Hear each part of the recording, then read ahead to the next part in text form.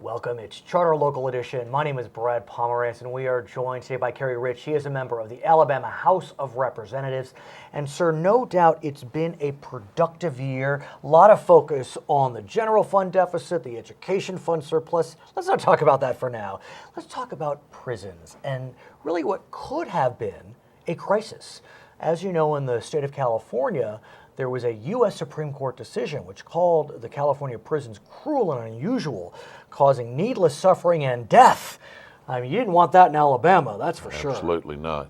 And so you engage in a prison reform effort. The entire legislature, executive branch, judicial branch got together. Right. Now, we still have to fund that. Right. And that's one of the big issues in the general fund. But as far as the bill itself, I think it makes a major step forward. Provides a lot more probation officers. Right. Does things for community corrections. We have a real good community corrections program in Marshall County. Mm-hmm. But overall, it's just a good prison reform bill. That the point that I try to make with people is this. This has been something that's been going on for a number of years. Decades. And when you get your prison population up to close to 200% of capacity, you have a problem. And at some point, the federal courts, if you don't fix it, then they will come in and they will take over your prison system. And that's what happened in California. Right, I absolutely. mean, literally, the governor of that state was under court order to decrease the prison population under threat of contempt. Right, I mean, it right. got really messy and ugly.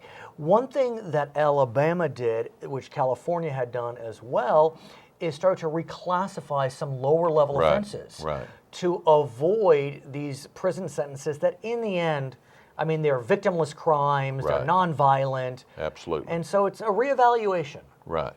The big problem, there's two main concerns that I have with our prison system. Number one, of course, the overcrowding will lead to the federal courts taking over the prison system. And if they do that, then they'll just tell us what we have to do. And they'll tell you monetarily what to Right. do.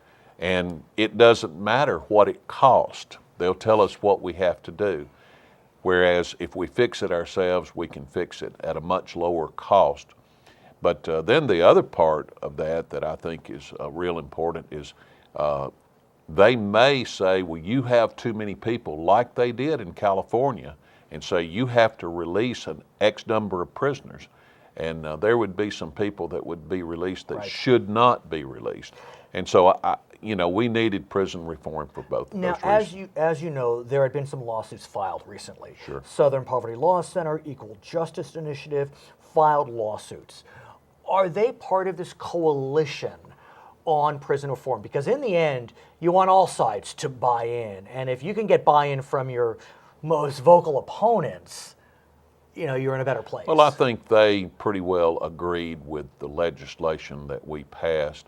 I wouldn't necessarily call them a partner. Okay, fair enough. No, but I hear you. I hear you what you're saying. But I think they pretty well agreed with the legislation that was passed and recognized it as definitely a step in the right direction of doing what needed to be done. So you mentioned funding.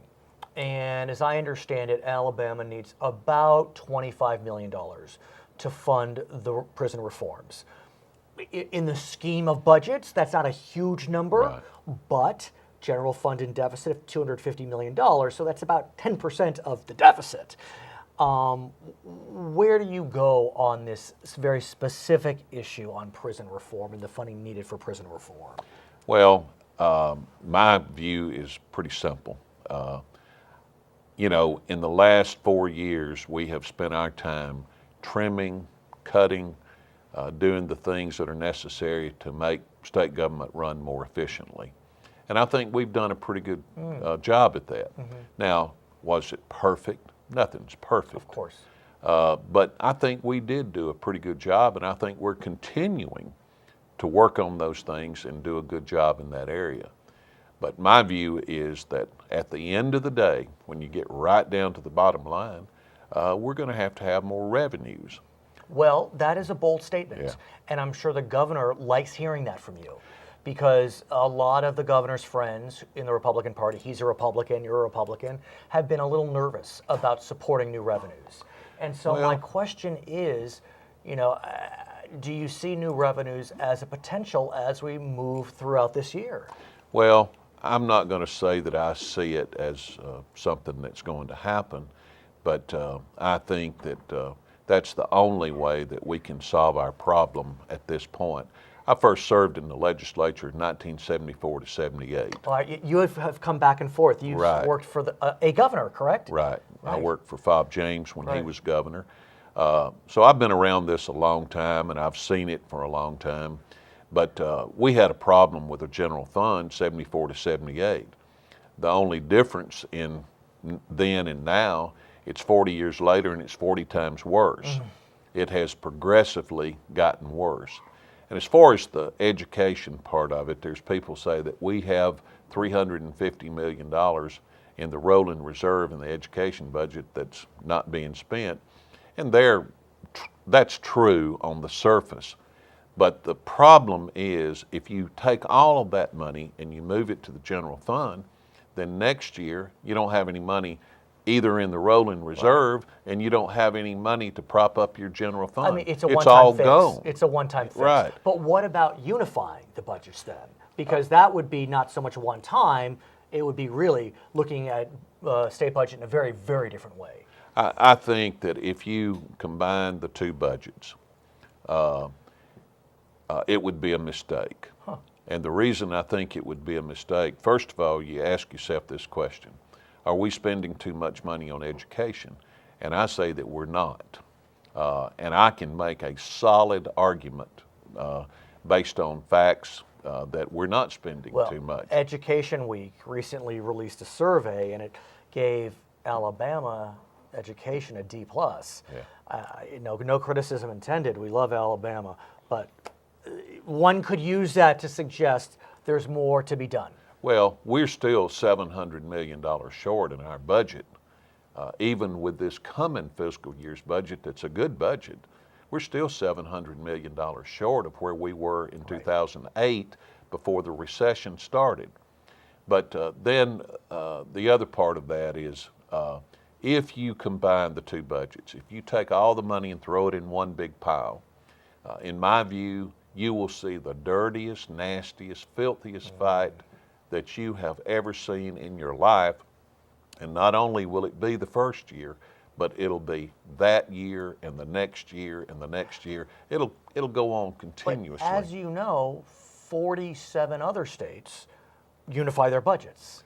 Well, and so is Alabama onto something that the other 47 are not? Well, I think part of it is the tradition of what's happened in our state. And, how they do things. First of all, we fund education differently here than a lot of other states do. And in most other states, they have a lot more local support for education, and much more of our funding comes from the state. And we've always, I hate to say that, but it's always been done this way. And to try to change that would be very difficult, I think, to do. And I have no problem with having two separate budgets. The thing that I think that we should have control over, and more control over, is where we allocate the money. What power does the legislature have to allocate the money? Folks have been looking at earmark reform, and that could come up in a future session. Sir, I want to thank you so much for joining us. His name is Kerry Rich. He is a member of the Alabama House of Representatives. My name is Brad Pomerance. We thank you so much for joining us on Charter Local Edition.